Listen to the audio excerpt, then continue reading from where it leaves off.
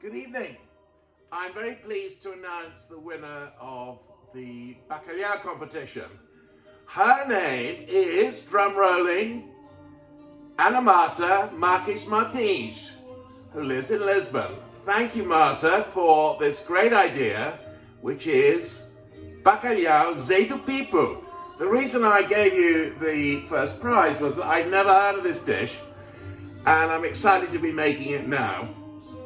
It comes from Porto, and there was a guy in the 1940s called José Valentim who had a restaurant called Zé do Pipo in Porto in the 1940s. And he's making this amazing dish. Normal ingredients, we have the bacalhau well soaked, we have milk, we can have mayonnaise, which is unusual, egg yolks and olive oil, Portuguese olive oil of course, onion always we have, and of course spud, always mashed potato in anything it seems to do with bacalhau. The equal second runner-ups for the competition were José Antonio Moratiel from Madrid and Claire Tolmash from Belgravia, and they suggested Bacalhau Vizcaína, which is a fabulous dish made with tomatoes. It needs to be special tomatoes, olive oil again. It's an amazing dish. Fish stock, which is a bit unusual. I will make that on another day, but so all three of those people get to have lunch with their families here, or if I'm in Spain or Portugal, there. Hopefully I will certainly be in the latter before the end of the year if our government ever lets us out. Right, I've made the mayonnaise, 2 egg yolks, 100 millilitres of olive oil, mashed potato. With the flaking of the bacalhau, I'm actually cooking it whole because it'll flake better afterwards in the milk. And now I'm just sautéing the onions with a bay leaf from the garden.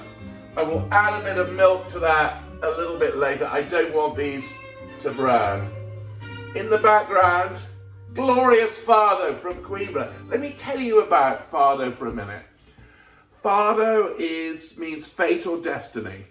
There are 2 kinds of fado in Portugal. There is the happy fado, funny fado from Lisbon. And then there's the mournful, wistful, sad fado from Coimbra, the university town. That's the one that I like.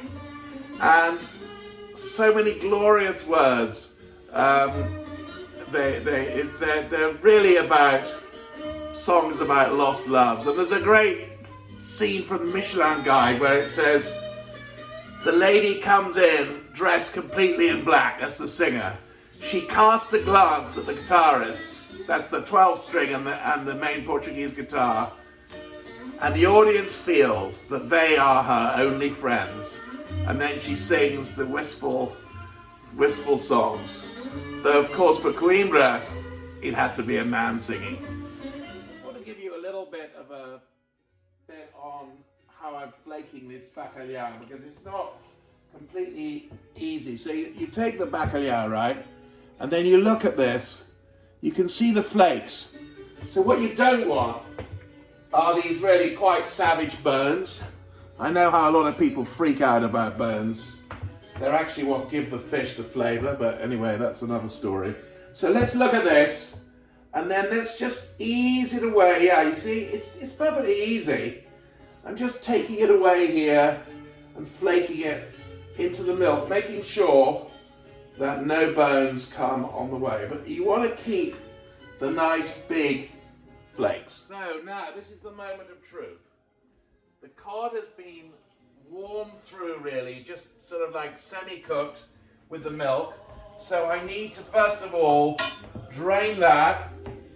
Ideally what I'd be doing is I'd then be putting this lovely bacalhau into an earthenware dish, because that's what the Portuguese do, unfortunately, the Pelham kitchen doesn't run to one of those. So here I am, the cod is going into this.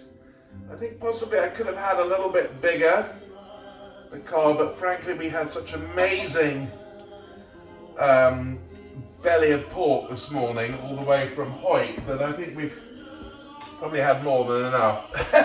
So, what's happening now is the onion is going in. Let's get this. So the onion on top, and then that's all on top of the cod. I think keep the bay leaf out, because that actually, you know, when you cook it in the oven, it's not such a good thing. So that goes on. And then we'll add the potato and the mayonnaise. And then you'll see the whole thing in a minute. So I've just been getting the spud ready. I just wanted to add one thing, was that if the spud looks a bit dry, use this milk that you were cooking the bacalhau in to get into it, because I'm a great believer in mashed potato being really quite liquid, like when I'm doing it with a meat dish. I love putting grated extra mature cheddar in, for example. So that's ready.